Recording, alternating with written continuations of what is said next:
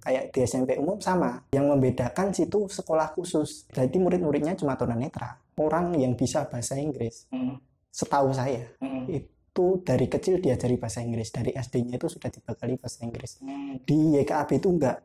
SD-nya nggak ada bahasa Inggris, tahu-tahu SMP. Kalau di fasilitas publik itu menurut saya yang kurang efektif.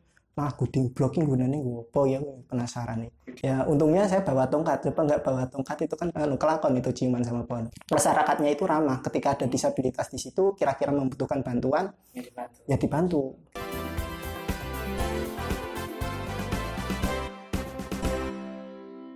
Assalamualaikum warahmatullahi wabarakatuh. Waalaikumsalam warahmatullahi wabarakatuh. Apa kabar sahabat senyum? Kali ini kita akan berpodcast bersama salah satu sahabat saya. Siapa namanya? Langsung kita tanya aja. Namanya siapa, Mas? Halo guys, nama saya, perkenalkan, saya Fajar Wahyu Nugroho, sahabat lamanya Mas Wahyu ini. Rumahnya dari mana, Mas?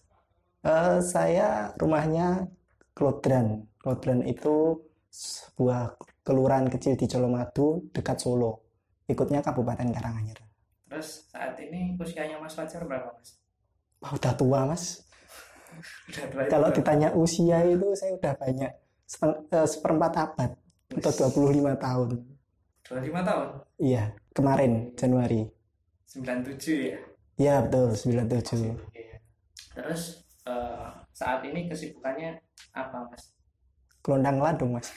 Kelandung ya? Ya, belum ada kesibukan yang apa ya. Ya ini masih menunggu panggilan kerja kayak gitulah, kayak istilahnya gitu. Tapi ini sementara ini ya cuma itu harap-harap cemas dan berdoa aja sih. Harap-harap cemas ya? Itu kerjaannya. Emang ngelamar kerja apaan, Mas? Kebetulan itu saya PKE pengen daftar jadi pegawai negeri sipil. Oke. Terus sampai mana tahapnya? Ya alhamdulillah sampai pemberkasan kemarin, ini tinggal pengusulan NIP, pengumuman, tinggal nunggu pengumuman pengusulan NIP. Kalau berkas saya itu lolos, Iya. ya doakan saja lolos. Nah, Insyaallah, iya. mudah-mudahan nanti ya itu tinggal nunggu SK-nya turun sama penempatannya di mana. Begitu. Oke. Berarti saat ini Mas Fajar masih menunggu pengusulan NIP itu tadi ya? Ya, pengumuman pengusulan itu tadi. Kalau dulunya Mas Fajar itu pernah sekolah di mana aja loh, Mas? SD-nya, SMP-nya, SMA sama S1 ya? Iya, S1. Dulu saya awal sekolah itu di TK. TK Sipeni namanya, itu sebuah TK kecil swasta di Kota Solo. Oh, sama kayak saya tuh. Saya juga di Sipeni dulu. Oh, apa ya? Ini Sipeni Purwosari. Oh, beda cabang. Saya Sipeni Gilingan. Tapi masih satu kota. Iya. Terus lanjut di SD Tirtoyoso. Kalau katanya masyarakat itu SD-nya Pak Jokowi. Oh gitu. Tapi karena itu kan SD-nya presiden ya, saya nggak kuat. Terus? Akhirnya ya nggak bisa ngikutin pelajaran. Terus gimana? Ya udah, nggak naik kelas, disuruh, ya udah kamu keluar aja gitu. Ya udah saya keluar. Sampai kelas berapa itu? Kelas 1 aja. 1 SD? Iya, kelas 1 SD, terus lanjut di mana? YKAB. YKAB itu apa? Yayasan Kesejahteraan Anak Buta. Oke. Itu SDLB. SDLB ya. Jadi ceritanya saya nggak bisa mengikuti pelajaran tadi, itu ya karena kekurangan penglihatan, akhirnya menghambat saya dalam pembelajaran, dan itu saya disuruh untuk pindah ke sekolah khusus tunanetra seperti itu. Terus saya lanjut di YKAB, itu sekolahnya Mas Wahyu dulu juga kan? Iya. Itu SD-nya di SMP YKAB, SMP-nya lanjut di situ di SMP YKAB, SMA-nya Muhammadiyah 6 Surakarta, terus kuliahnya di IAIN Surakarta. Kalau sekarang jadi UIN Raden Mas Said Surakarta gitu. Oke. Oh berarti Mas Fajar itu jadi apa? Tunanetra enggak sejak kecil atau gimana? Penyakitnya sejak kecil. Cuma dulu itu pernah low vision, masih punya tunanetra tapi masih punya sisa penglihatan sedikit gitu. Sisa penglihatannya terbatas. Sampai SMP. Terus SMP itu mengalami ketotalan. Ya mundur alon-alon penglihatannya. Oh iya. Oke. Akhirnya total gitu. Jadi tadi SD-nya di SD Tirtoyoso, itu SD reguler, tapi Iya. cuma sampai kelas 1 ya. Iya, kelas 1 aja sih. Karena nggak kuat itu tadi. Terus habis itu karena penglihatannya mulai bermasalah, akhirnya direkomendasikan untuk pindah ke sekolah khusus tunanetra Iya, di betul. YKAP Surakarta gitu ya. Mm-mm. Itu SD, lalu SMP-nya juga di Di YKAP YKAP. Surakarta. Iya. Nah, bedanya apa Mas antara sekolah di SMP reguler dengan SMP YKAP Surakarta itu apa sih bedanya? Nah, kalau bedanya secara pelajaran atau secara kurikulum pendidikan itu sama, nggak ada bedanya. Okay. Karena dulu sebelum ada ini loh sekolah inklusi ini, SLB YKAP itu ada 2 kurikulum yang diterapkan. Yeah. Kurikulum luar biasa dan kurikulum reguler. Oke, terus? Nah, kebetulan di situ dan SMP-nya juga ada 2 kurikulum itu tadi kan. Saya ikuti yang SMP kurikulum reguler. Ya. Jadi secara pendidikan pembelajaran kayak di SMP umum sama. Yang membedakan situ sekolah khusus. Jadi murid-muridnya cuma tunanetra. Nggak ada yang normal gitu, nggak ada. Nah itu terus akhirnya ya karena muridnya sedikit tau tunanetra itu nginduknya di SMP umum 20 pas ujian. SMP 20. Iya. Berarti mungkin selain muridnya yang khusus, barangkali cara pengajarannya juga ya. Oh iya betul ya?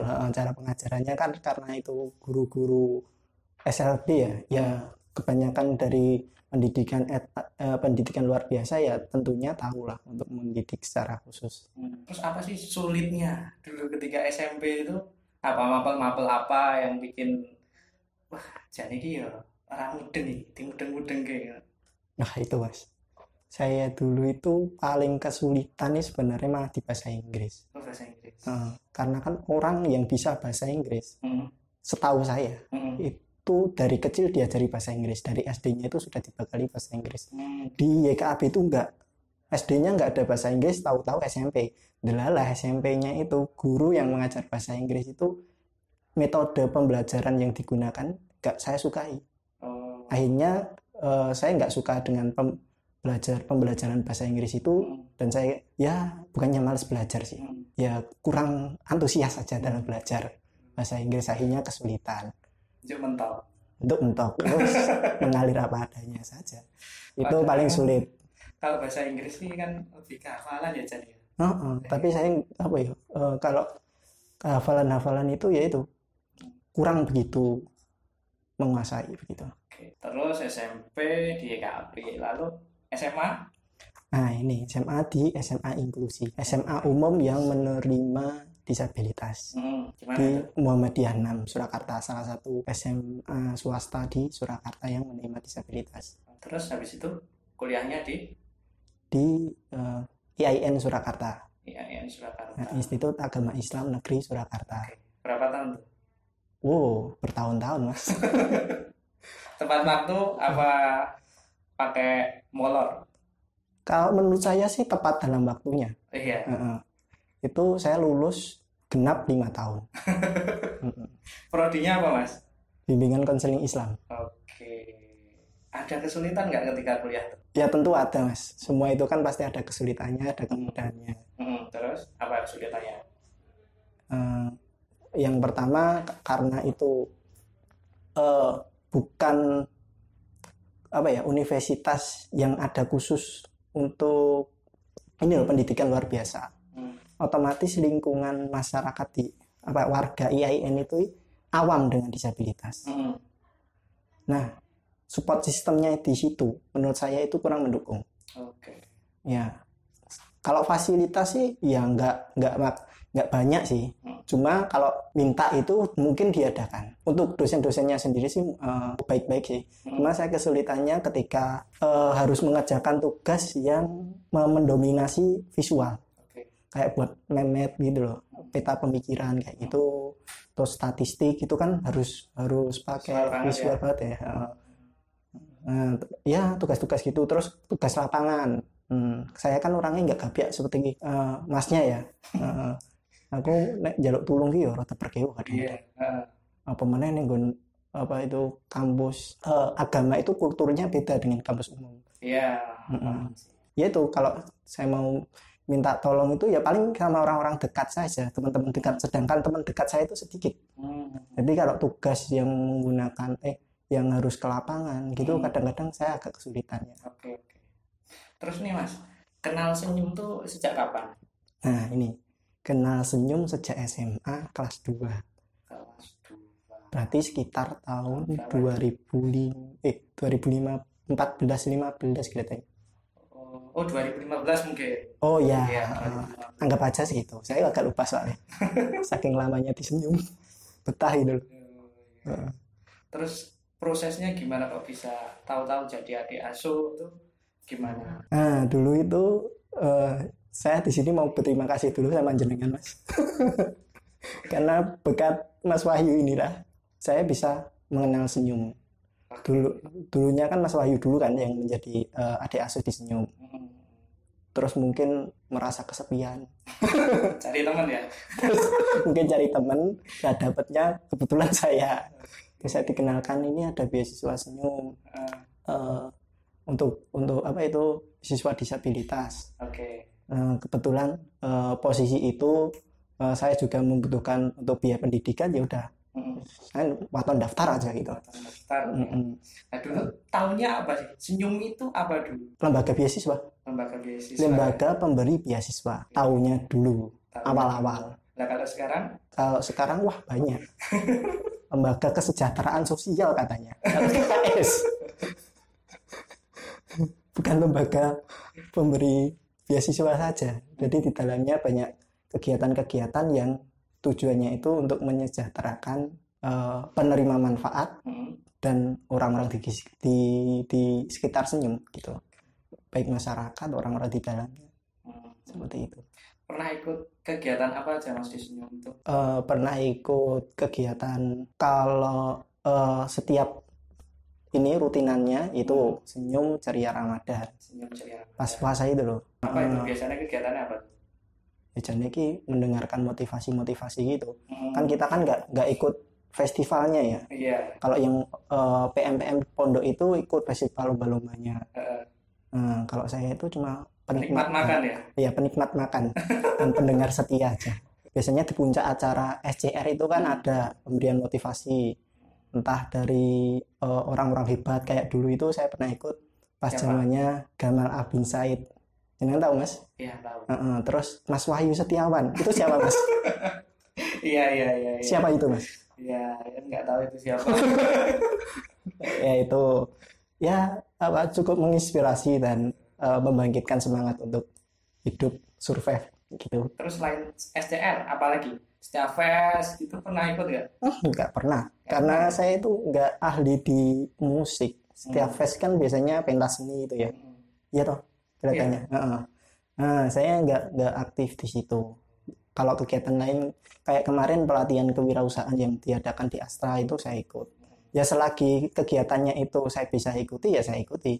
Kalau enggak ya sebenarnya boleh ikut. Tapi karena saya nggak bisa ikut, kenapa harus ikut kan gitu? Iya. Jadi kan bisa aja datang mendengarkan, nggak harus ikut menampilkan sesuatu kan nggak masalah. Iya sih. Nah ini yang saya sayangkan itu ini. Zaman dulu itu di zaman saya nggak ada namanya semangat belajar atau les privat gitu. Padahal butuh ya. Butuh itu. Butuh banget ini. Kok enak ya lagi-lagi baik ngopo lho kan. Wis bacot ra butuh. Nah, wis bacot ra butuh. Mosok wis lulus njaluk les. Iya. Mungkin gitu. Kan seiring berkembangnya waktu juga kita nambah program kali. Iya, saya mengapresiasi ya berkembangnya Senyum ini semakin baik, semakin maju, apalagi terobosan program seperti ini, ada podcast apa. Ini sudah ada banyak sih semacam kemajuan tersendiri untuk Senyum gitu. Mudah-mudahan lewat ini kan bisa lebih sosialisasinya bisa lebih baik, bisa terkenal di masyarakat, bisa bermanfaat lebih banyak, itu bisa menebar senyuman ya.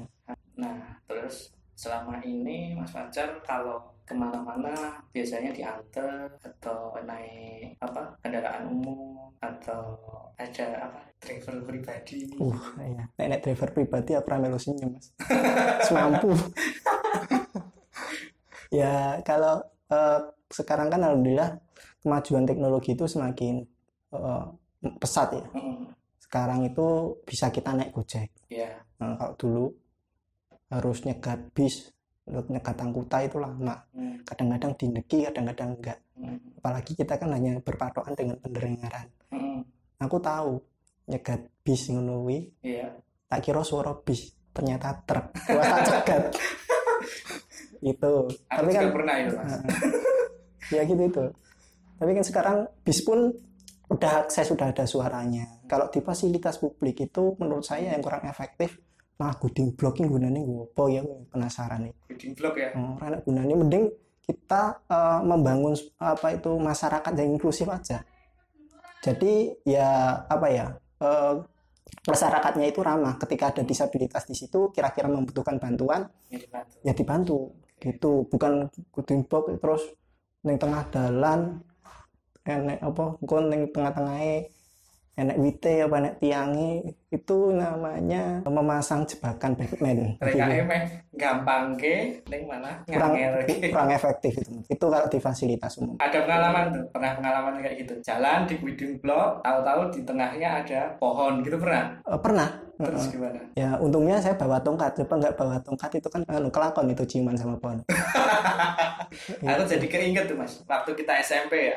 Kita kan biasanya seneng tuh di jalan kita balapan sama teman-teman gitu. Oh iya. Gitu. Terus ya tongkat kan fungsinya di bawah ya. Dan ternyata di depan kita itu ada truk. Ya.